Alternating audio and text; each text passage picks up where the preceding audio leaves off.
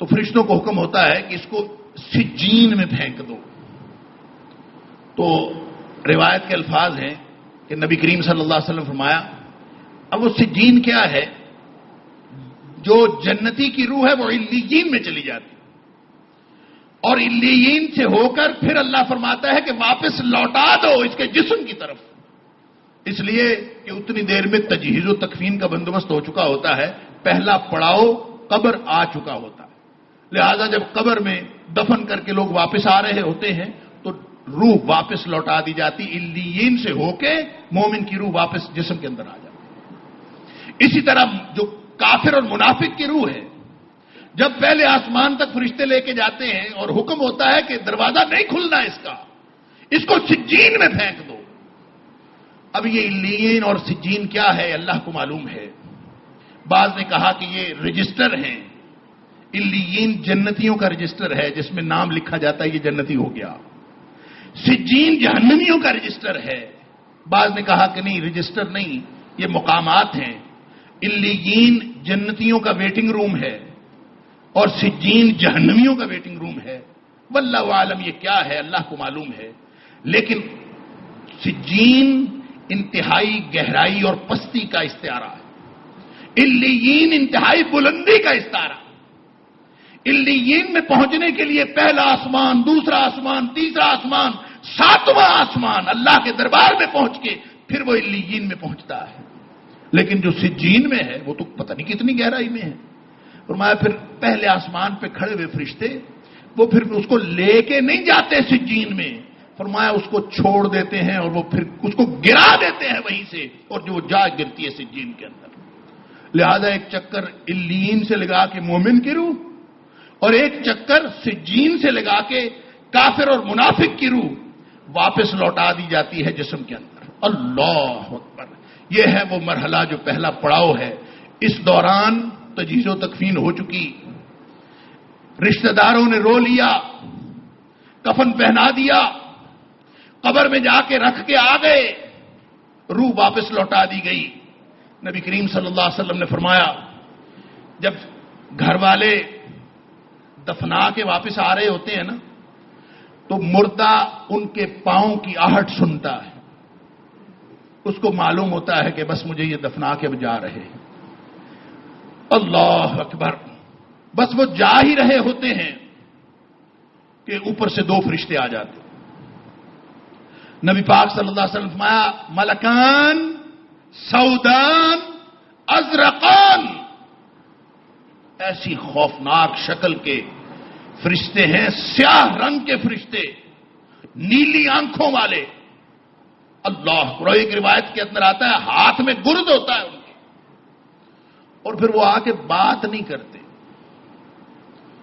فرمایا ینہران، وہ آ کے ڈانٹتے ہیں، جھڑکتے ہیں، اس کو کہتے ہیں اٹھ، آرام سے نہیں، ڈانٹتے. اب وہ کیسی ڈانٹ ہے ان کی اللہ تعالیٰ معاف فرمائے. اور انتہائی خوفناک. فرمائے ایک کا نام منکر ہے، دوسرے کا نام نکیر. وہ آ جاتے ہیں، وہ آ کے بٹھا لیتے ہیں، اٹھو، وہ بیٹھ جاتا ہے. سوال اس سے پوچھتے ہیں، 3 سوال، ہر ایک سے 3 سوال، مومن سے 4 سوال. یعنی قبر میں جو سوال پوچھے جاتے ہیں 3 سوال کامن ہیں، جو کافر منافق مومن ہر ایک سے پوچھے جائیں گے. لیکن ایک چوتھا سوال جو مومن سے پوچھا جائے گا کافر سے اور منافق سے نہیں پوچھا جائے گا. پہلا سوال من ربک، بتا تیرا رب کون. اس کے بارے میں بعض روایات میں آتا ہے کہ سوال یہ ہے کہ ما کنت تعبد. سوال یہ نہیں ہے من ربک، سوال یہ ہے ما کنت تعبد. جب تو دنیا میں رہتا تھا بتا تو پوجا کس کی کرتا تھا، بندگی کس کی کرتا تھا، غلامی کس کی کرتا تھا. ما کنت تعبد. اللہ اکبر. اور تیسرا سوال، یعنی یہ مومن سے سوال ہو رہا ہے نا، اس سے سوال پوچھیں گے من ربک. وہ کہتا ہے ربی اللہ، میرا رب تو اللہ ہے. ما کنت تعبد، بتا تو کس کی بندگی کرتا تھا؟ اعبد اللہ، میں اپنے اللہ کی بندگی کرتا تھا۔ اس سے پھر تیسرا سوال پوچھتے ہیں۔ اب یہ پہلے سوال کی 3 شکلیں ہیں۔ اس سے پوچھتے ہیں حل یر اللہ، یا تو نے اللہ کو دیکھا ہے؟ حل رأیت اللہ، کیا تو نے اللہ کو دیکھا ہے؟ پوجا کرتا رہا ساری زندگی غلامی کرتا رہا، حل رأیت اللہ، اللہ کو دیکھا؟ اب یہ سوال اس سے ہے نا جس نے اللہ کی بندگی کی ہے، جس کو سوال کا جواب آیا ہے کہ رب میرا اللہ ہے، اس سے وہ اگلا سوال پوچھتے۔ اب یہ اللہ کے بارے پہلا سوال من ربک، یا اس طرح پوچھ لیا، ما کنت تعبد، یا اس طرح پوچھ لیا، اور پھر پوچھا اچھا تو اللہ کی بندگی کرتا تھا، حل رأیت اللہ، کیا تو اللہ کو دیکھا ہے؟ سبحان اللہ۔ وہ آگے سے کہتا ہے مومن ما ينبغي ان يرى اللہ، اللہ کو کیسے دیکھا جا سکتا ہے؟ میں اللہ کو کیسے دیکھ سکتا ہوں؟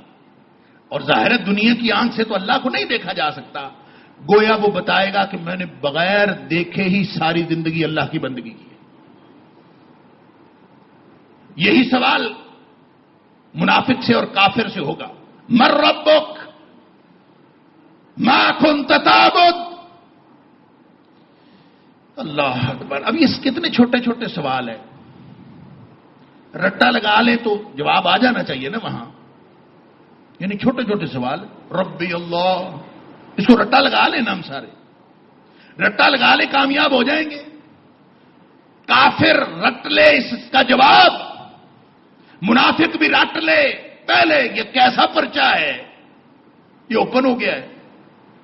زندگی شعور سے الحکمہ انٹرنیشنل آپ کا تعاون درکار ہے۔ آپ ہماری معاونت کے ذریعے اس مقدس مشن میں ہمارے رفیق بن جائیے۔ For donation account number 059292913100271، branch code 0727، account title Hafiz Shafiq Rahman MCB۔